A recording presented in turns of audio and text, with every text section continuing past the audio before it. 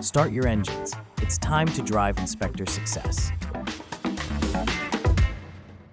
Welcome to Driving Inspector Success number 25. Well, I have to tell you, I am on my way to my dad's house, and he's doing a little better, guys. Some of you ask all the time, and so I just want you to know he did a little better. We had a great lunch yesterday, and so many blessings are happening there. The other thing that happened yesterday was I got to go spend a little time with family. We have found a place where you can do virtual reality. You put these headsets on and you walk around a room, and it's pretty damn cool. So we kill a lot of zombies and a lot of bugs, okay? But the good thing is I get to spend time with my kids sometimes and grandkids sometimes, and so that's kind of cool. Now, here's part of what I'm leading into with all of this. Life is really an interesting blessing, and it gets easier and better when you understand reciprocity and loyalty. All right? And so often what I see is that people don't understand these, and even worse, they say they understand it, but usually it's like a one-way street, okay? They want something, they want something, they want something. When Susan and I were doing marriage enrichment classes, one of the big books that we studied was Givers and Takers. And here's the real interesting part of this. You can't be just a giver. You have to be willing to take as well. If you're just a giver, at some point you burn out and you think everybody's just a mean, selfish individual. But when you're willing to accept help, sometimes it's just a completely different world. And you really get to enjoy life at a higher level sometimes. Now, I'll just give you a perfect example. And this was an amazing Super Bowl yesterday. The game itself, not so much, okay? I mean, oh my gosh. I have friends that are Chiefs friends, and I have friends that are Eagles friends. And I'm just going to say the Eagles just totally dismantled the Chiefs. They had Patrick Mahomes' number, and they dialed it several times. Man, I don't think I've seen such an interesting thing. But here's the thing is, my wife asked me a couple of days before, are you planning on watching the Super Bowl? Yeah, I want to sit down and I want to watch the Super Bowl. And I said, I want to get some chips and I want to get some salsa. And then she showed up with some Girl Scout cookies because her dealer showed up at the local grocery store. And so she bought some Thin Mints. And so, oh my gosh, those are like my favorites. I think they're like the favorite anyway. Several of them are good, but Thin Mints, oh my gosh.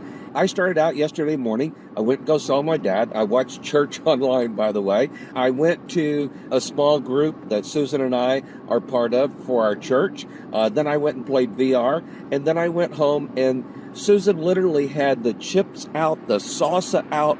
She had a Coke out for me. She had, the cookies laid out. I was like blown away.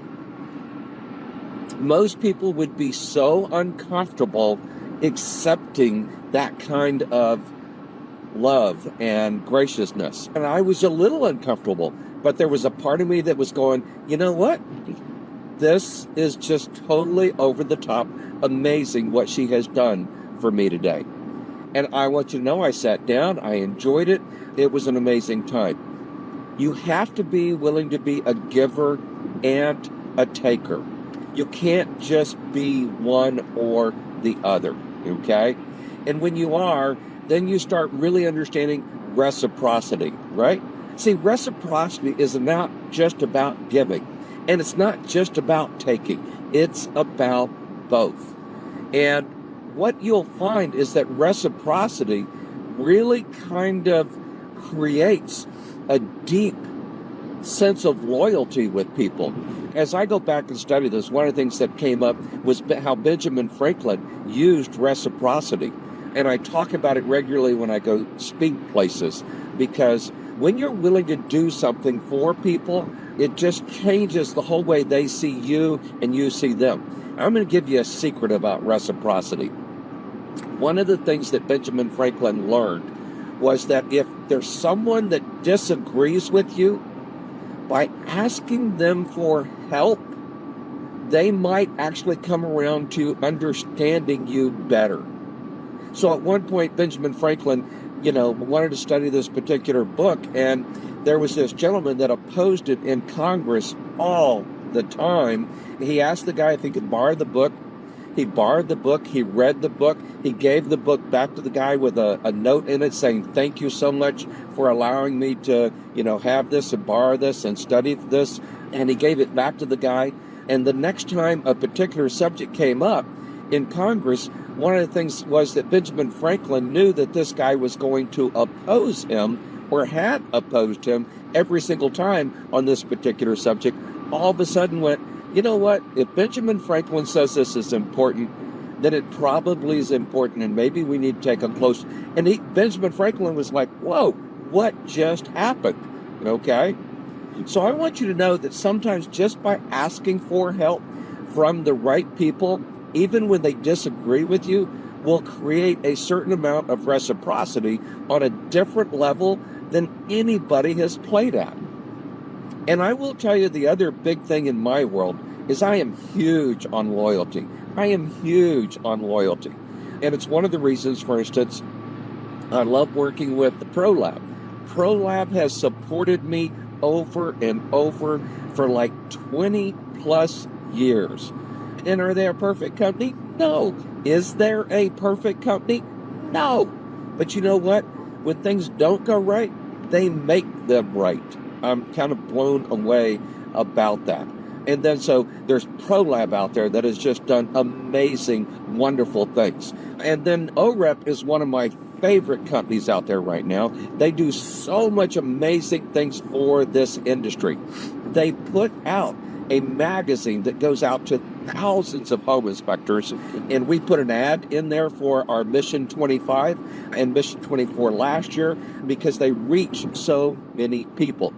But Isaac, the guy that runs that company, what a down-to-earth, humble human being. And I love that guy. And I will, he has been loyal to me on so many levels. That doesn't mean, by the way, he doesn't support other things that I don't support, but he is just so loyal to this industry that I will support him for a long time. And if you need E&O insurance, you really need to look up OREP, O-R-E-P. And then there's Trandon Groscott. And I used to say his name wrong. I'm Trandon. I'm hoping I'm getting it right now, And he likes to say it's Brandon with a T. So it's Trandon, okay? And what a down-to-earth, incredible guy as well. He's one of those people that helped me understand reciprocity and loyalty because he works at a different level. Now, I'm going to tell you, ADT in my past and I have not been good. And they did not do a good job. And then along came Trandon. And I started watching as he was taking care of member after member that I was coaching. And I was very dubious. I was very alert to the fact that this is probably not going to work. But Trandon's working with a great operation called Secure 24, and they're getting it right. They're getting it right. And they're sending out literally checks to people every single month. Thousands, tens of thousands of dollars worth of checks every single month. To the point that finally, I set it up so that my company could be part of that program. He won me over. Now, here's part of what I want to make sure that you see with reciprocity and loyalty. One is that loyalty, one of the things that you do to create loyalty and reciprocity, but really loyalty, is create shared experiences. And by the way, they don't always have to be positive. However, it has to end up right, okay? It has to end up right. One of the things that we do, for instance, and I talk about this, is I love doing movie day for our company and for our mavens. I call it Top Agent Movie. We choose a great movie, and, COVID kind of shut that whole thing down. We're getting ready to get it started back up.